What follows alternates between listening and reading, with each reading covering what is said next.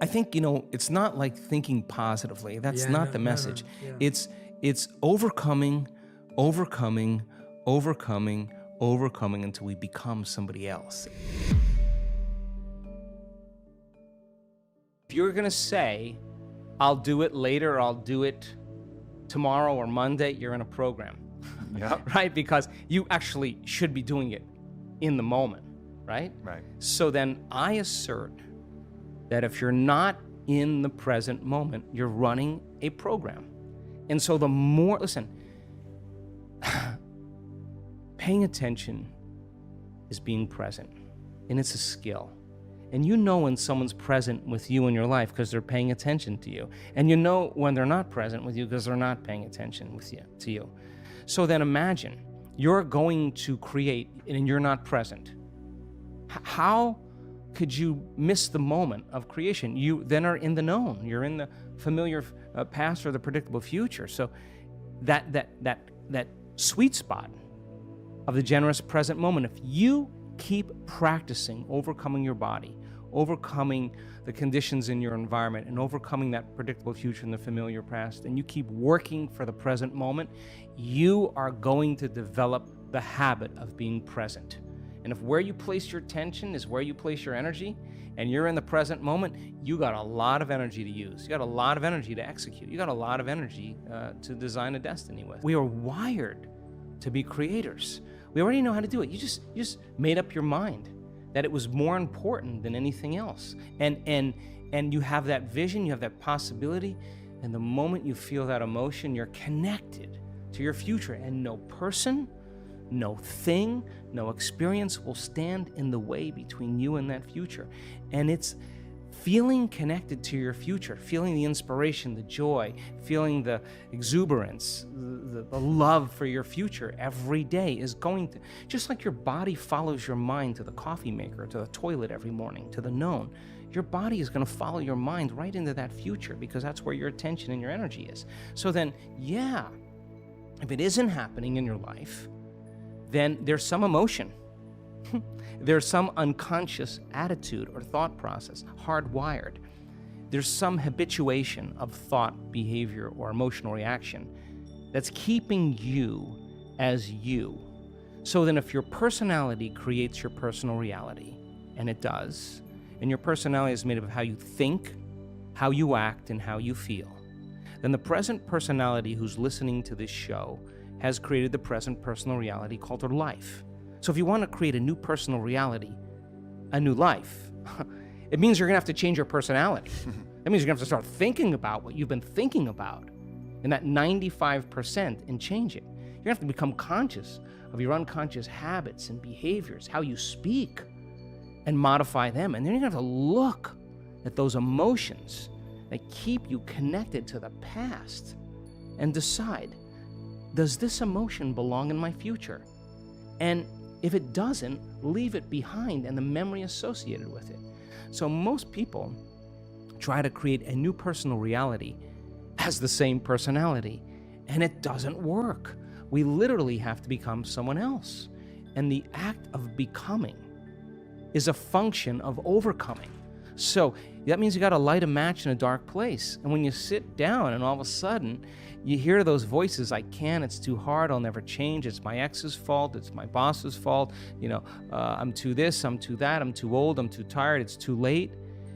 And those are the thoughts that are the boundary of the known.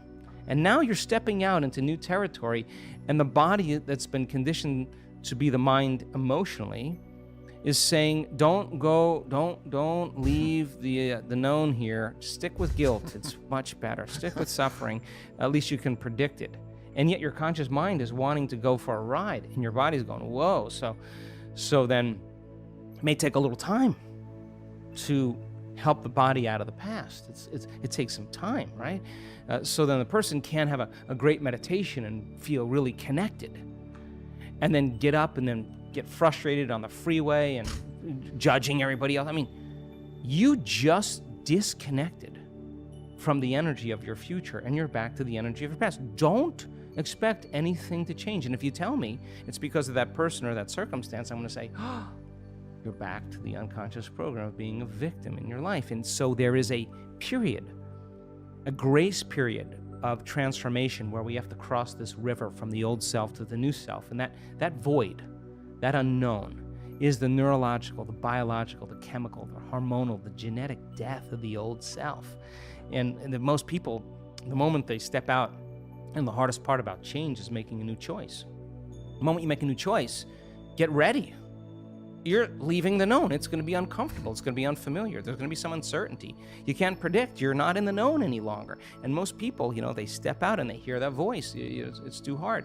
You never change. And they believe in that thought. And that thought leads to the same choice, which leads to the same behavior, creates the same experience, produces the same emotion. And then they say, oh, this, Aubrey, feels right to me. No, that feels familiar. So then, if you're becoming conscious of how you speak, you're sitting in your meditation and you're becoming aware of how you act, that you complain and you blame and you make excuses, you feel sorry for yourself, you judge other people. Now you're conscious of what you were unconscious of. That's a victory too, because consciousness brings awareness, and there's an energy that goes along with that. And now all of a sudden, you're not in the program. You're the consciousness observing the program. You're outside the jar.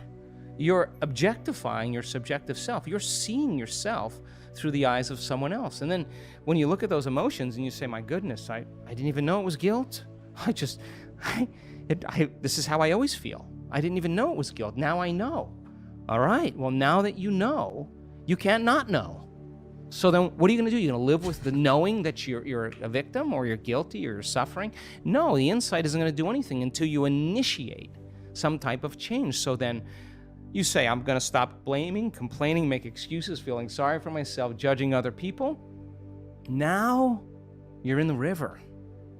And there's a tug for the brain and body to go back to the familiar past. And every day, if you just work on practicing and changing it, you will go from one state of being to another state of being. And you will begin to think differently. What thoughts do I want to fire and wire in my brain? That's a good question. What behaviors do I want to demonstrate in one day? The act of closing your eyes. As an athlete, you know this, and you begin to rehearse in your mind, mentally rehearse what you're about to do, begins to install the neurological hardware in your brain to look like you've already done it. Now the brain is no longer a record of the past. It's now a map to the future. And if you keep hitting that hardware over and over again, the hardware is going to become a software program. And who knows? You just may start acting like a happy person. There's no magic there. You're actually following suit of how you primed your brain. And it's no different than training in any sport or dancing the salsa or whatever you do. When you're distracted by your environment and you got your cell phone and you're tweeting and you're Instagramming and Facebooking, whatever people do, you're distracted by that feeling. But I now know that if you take a person and you say, okay, close your eyes, sit in the silence of any external stimulation, remove the environment, sit your body down like an animal. Body is the animal. Tell it to stay. I'm going to feed you. You can check your cell phone. You can shower. You can have your coffee. But when I say, and so then here comes the challenge, right? So, and then if you say then you're not going to live in the familiar past or predictable future, you're not going to think about how long you've been meditating, what you got to do. You labor for that present moment. People think when they do this that they're doing something wrong because there's such discomfort that comes with it.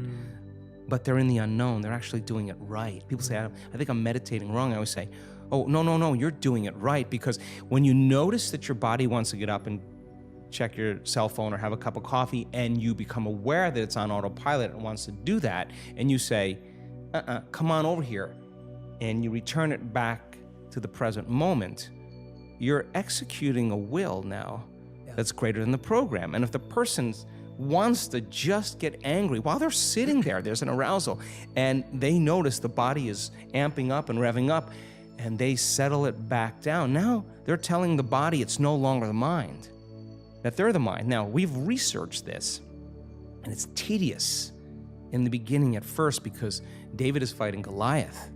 But if you keep practicing it, just like training an animal, sooner or later the body acquiesces. Sooner or later the body is trained to a new mind. And when that happens, there's a liberation of energy. The body goes from particle to wave, from matter to energy. And there goes that emotion, literally liberated from the body as energy.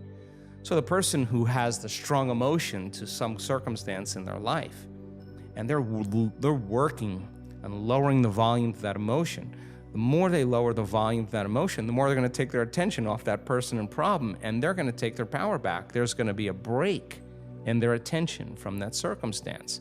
And now they build their own field. And now there's energy to heal.